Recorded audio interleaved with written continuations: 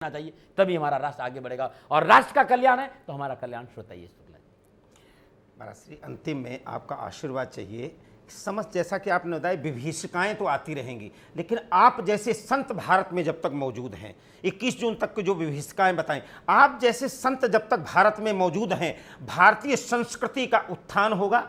निश्चित रूप से हम सब लोगों को विश्वास है, आपके बताए पर रास्ते पर चलने का हम संकल्प व्यक्त करते हैं। लेकिन आप कुछ तो ऐसा बता दें जिसके कारण आशीर्वाद दे दें, जिसके के कारण इन विभीषिकाओं को कम हो और भगवान शनि हम सब पर ये कृपा बरसाएं, आगे आगे जिस प्रकार से सुखी हो, समृद्धि हो, ऐसा कोई आशीर्वाद अंतिम ना।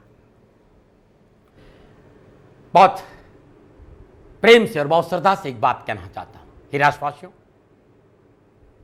हम दोनों ही शनिदेव के आशीर्वाद की कृपा पात्र हैं। हम दोनों ही शनिदेव के चरणों में विराजमान, आशीर्वाद तो शनिदेव देंगे। मैं तो प्रार्थना कर सकता हूं शनिदेव से कि मेरा राष्ट्र सुखी रहे, मेरे राष्ट्र में मंगल भावना है, मेरे राष्ट्र में कष्टों से मुक्ति हो, मेरा राष्ट्र के लोग आगे बढ़े और राष्ट्र की जो विवक्षाएं हैं वो राष्ट्र के लोगों को परेशान नहीं करे। ओम शम शनिश्चराय, ओम शम शनिश्चराय नमः, ओम शम शनिश्चराय। ये अद्भुत एक मंत्र है, इस मंत्र का जाप करिए, इस मंत्र को अपने जीवन में उतार दीजिए, आपका जीवन खुशी और चैन से भर जाएगा।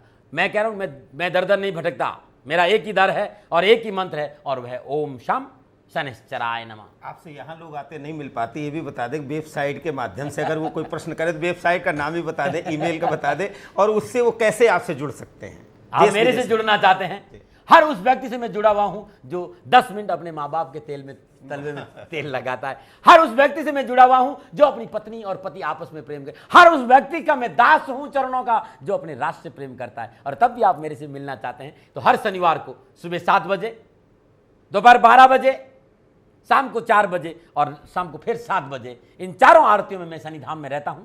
मैं स्वयं प्रवचन के लिए आता हूं, लोगों से मिलने आता हूं, मैं आप लोगों के साथ हूं। और तब भी शनिधाम.com और शनिधाम.org, ये दोनों मेरी वेबसाइट है। आप इस वेबसाइट में जाइए, आपको बहुत कुछ मिलेगा, सब कुछ मिलेगा। और सबसे बड़ी बात है कि देखिए श्रद्धा चैनल। आइए चलते हैं महाराज जी के पास कि धर्म शब्द जो है इसकी बहुत से लोग अलग अलग व्याख्या करते हैं। महाराज जी, धर्म शब्द की बहुत लोग अलग अलग व्याख्या करते हैं। संप्रदाय को जोड़ देते हैं, पूजा पाठ को धर्म से जोड़ देते हैं कि हम पूजा कर रहे हैं तो धर्म कर रहे हैं। क्या अपना कर्म करना, धर्मो रक्षति रक्षिता, और धर्म क्या है, धर्म का विराट स्वरूप क्या है, ये जिज्ञासा लेकर के हम आपके पास आए हैं। क्योंकि बहुत से लोगों के प्रश्न आए थे कि हमें बताया जाए कि धर्म का नाम, क्योंकि इसी धर्म के नाम पर रक्तपात भी हो रहा है और इसी धर्म के नाम पर हिंसा भी हो रही है। सीधे सीधे देखा जाए तो धर्म राम विग्रहवान धर्म। धर्म क्या है? आज तरह तरह की भ्रांतियां लोगों में हैं। धर्म किसी पंथ को, किसी संप्रदाय को धर्म नहीं कहते। धारणात इति धर्म, धर्यते इति धर्म। जो धारण किया जाए वो धर्म है। अब धारण क्या कर सकते हैं, मैं 1-2 उदाहरण आपके सामने कहता हूं। मान लो हमारे सामने गंदगी का ढेर हो और एक जगह बहुत अमृत का ढेर हो, तो आप किसको धारण करेंगे? गंदगी के ढेर को धारण करेंगे कि अमृत के ढेर को धारण करेंगे? अर्थात आप विचार करें कि एक हमारे सामने कुछ कपड़े हैं, बहुत साफ और सुथरे कपड़े हैं और बहुत मैले और कुचैले कपड़े भी हैं। आप किसको प्राथमिकता देंगे? आप सुंदर और स्वच्छ कपड़ों को प्राथमिकता देंगे, आप अमृत के ढेर को प्राथमिकता देंगे। अर्थात नमस्कार मित्रों, श्रद्धा मंच कार्यक्रम में आप सबका स्वागत है। मित्रों, जैसा कि आप जानते हैं, श्रद्धा मंच के माध्यम से आपके बहुत से अनुत्तरित प्रश्न होते हैं और बहुत सी अनसुलझी पहेलियां होती हैं, जिनको सुलझाने के लिए हम आपको ले चलते हैं किसी न किसी संत महात्मा विद्वान के पास में, जो आपके प्रश्नों के उत्तर देते हैं और जो आपके हृदय में, मस्तिष्क में, मन में उमड़ते घुमड़ते प्रश्न हैं उनको मुखरित करते हैं अपनी वाणी से, और उसका उत्तर आपको मिलता है महाराज जी के द्वारा। परमहर्ष का विषय है जिनको आपको बहुत दिनों से इंतजार था। आप लोग बहुत बार कहते थे कि महाराज जी का हमें निश्चित रूप से वरदहस्त चाहिए, आशीर्वाद चाहिए। आज वो शुभ घड़ी है। हमारे बीच में मौजूद हैं परमादरणीय, परम पूजनीय, पूज्य श्री रमेश भाई ओझा जी। महाराज जी प्रणाम, नमस्कार।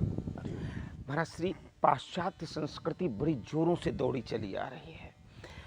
चाहे खान पान हो, चाहे व्यवहार हो और चाहे सेवा हो, सब जगह उसका प्रभाव दिखाई पड़ रहा है। पहनावे ओढ़ावे में भी दिखाई पड़ रहा है। ऐसी स्थिति में लोग कथा सुनते हैं, प्रवचन सुनते हैं, मंदिर जाते हैं, पूजा करते हैं, लेकिन कहीं न कहीं अपने बच्चों को, जो आगे आने वाली जनरेशन, उसको नहीं रोक पाते हैं। आप क्या बताना चाहेंगे? विज्ञान और टेक्नोलॉजी के विकास के इस समय में 21वीं सदी में जब वैश्वीकरण हो रहा है,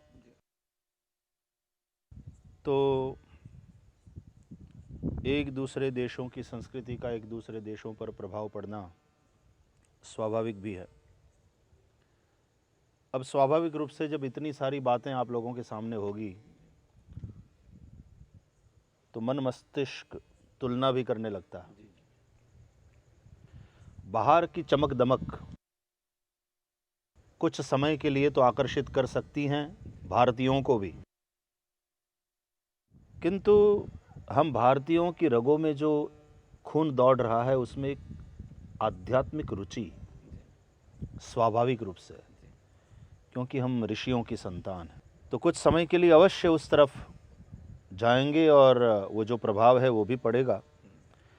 लेकिन मैं समझता हूँ कि अंत में इंसान प्रेम खोजता है, शांति खोजता है, आनंद खोजता है। जो बिना अध्यात्म पथ पर चले उसको नसीब नहीं हो सकती। एक बात और समझनी होगी हम भारतीयों को कि जिस भूमि में हमारी जड़ें हैं उसी से यदि हमने नाता तोड़ लिया, आसमान को छूने की इच्छा भले ही करे, लेकिन वृक्ष जब विकसित होता है तो ज़मीन से वो नाता नहीं तोड़ता, और जो ज़मीन से संबंध तोड़ करके आसमान को छूने की कोशिश करता है उसका तो अंत में अस्तित्व ही समाप्त हो जाता। तो हम अपनी भारतीयता को और अपनी संस्कृति को पूरा बनाए रखें, उसके महिमा को समझें और बिल्कुल आसमान को छुएं। आदि भौतिक रूप से भी विकास और उन्नति होनी चाहिए। वास्तव में आध्यात्मिक और आधिदैविक और आधिभौतिक तीनों प्रकार से उन्नति हो, उसी के लिए हमारे ऋषियों ने हमारा मार्गदर्शन किया है। यज्ञ भी उसी के लिए एक श्रेष्ठ जो साधन बताया गया है वो है। तो अवश्य पाश्चात्य संस्कृति का प्रभाव दिख रहा है आने वाली पीढ़ी पर भी, और वो एक कौतूहल, वो एक आकर्षण स्वाभाविक भी है। लेकिन मुझे पूरा विश्वास है कि जिस भूमि में इनकी जड़ें हैं और जो संस्कार उनकी रगों में दौड़ रहे हैं वो समाप्त नहीं होने वाले।